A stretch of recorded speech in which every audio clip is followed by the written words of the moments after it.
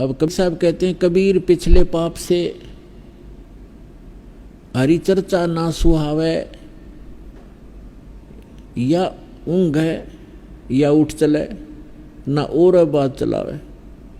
जैसे हमने देखा कई बार किसी भक्त को हम साथ ले जाते हैं गुरु जी के सत्संग में, ऐसे कह सुन के प्यारते हैं, कोई जान पहचान का शर्म शर्म से आ जाता, तो थोड़ी देर तो बैठता सत्संग सुनता, फिर या तो लटके लेने लग जाता नू, फिर उसका हम छेड़ते, सो मत नो का चल चल लाएंगे चल, मतलब कुछ काम याद आ गया, ये वो ना तो आप सुने हमने ना हमने सुन दे, क्यों उसके पाप ना टिकन दे। कबीर साहब कहते हैं, कबीर पिछले पाप से हरिचर्चा ना सुहावे, और कह ऊँगे और कह उठ चले, ना उरे बात चलावे। सत्संग हो रहा होता है, वो पहली बार जो हम लेकर के 1-2 बार ऐसा चांस हुआ, तो उसको सत्संग चल रहा है और बीच में कुछ और बात याद दिला देगा, वो काम था ना एक अपने वहाँ जाना था, उसको हम कहते डट जा, थोड़ी देर सत्संग सुनने फिर बातें करेंगे। फिर उन्होंने कहा मैं चलूँ तो आ जाइए,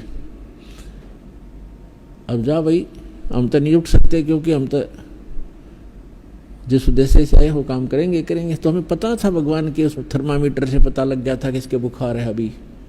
तो कबीर साहब कहते हैं, कबीर पिछले पाप से हरिचर्चा ना सुहावे, और कह ऊँगे कह उठ चले, ना और बात चलावे। और फिर वही प्राणी देखे हमने, 1-2 बार ऐसे आए, फिर क्योंकि तो एक इंजेक्शन लग गया, सत्संग में आ गया, 10-20 मिनट भी बैठ गया प्राणी, तो भी नरम हो गया उसका पाप।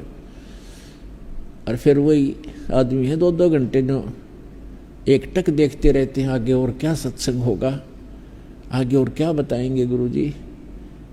कई बार तो ऐसे होता है, अरे थोड़ा ही सत्संग हुआ आज तो भाई, 2-2.5 घंटे को भी ऐसा लगता है जैसे थोड़ा ही सत्संग हुआ। तो पाप आपके कट गए और रुचि भगवान में बढ़ गई। तो जैसे बीमार व्यक्ति पहले 1 रोटी मुश्किल से खा पाता है, औषधि सेवन करने लगता है, और फिर देखे जब बुखार उतर जाता है तो सूखी रोटी होगी नो के ले फटाफट, सब्जी की आवश्यकता नहीं, सूखी खा जाएगा। और जब पहले वो सारे स्वस्थ भोजन बना रखा होता है 36 प्रकार की व्यंजन का, वो भी नहीं अच्छा लगता था। तो पुण्यात्मा सत्संग में आने से, ये तत्व ज्ञान सुनने से हमारे युगों युगों के पाप नाश होते हैं।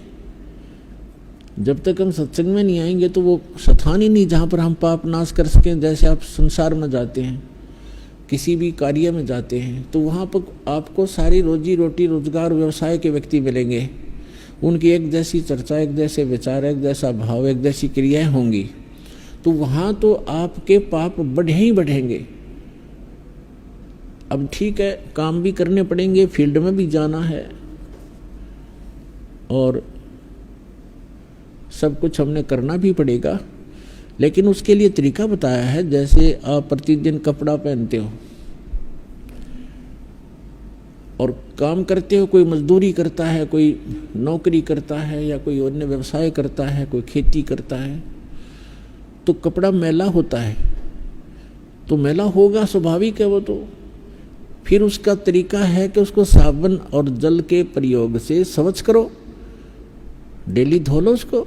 तो ठीक इसी प्रकार जब तक हम भक्ति नहीं करते, जब तक हम सत्संग रूपी इस सरोवर में नहीं आते और राम नाम का साबुन हम नहीं लगाते, तब तक तो हमारा ये अंतःकरण रूपी शरीर, ये चोला जो है अंतःकरण, ये मैला मैला हुआ था, पाप ही पाप इकट्ठे होते।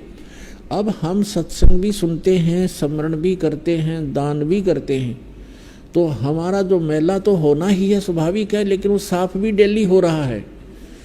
इस प्रकार से हम उन करोड़ों पापों से बचे रहेंगे और वो संग्रहित ना होंगे।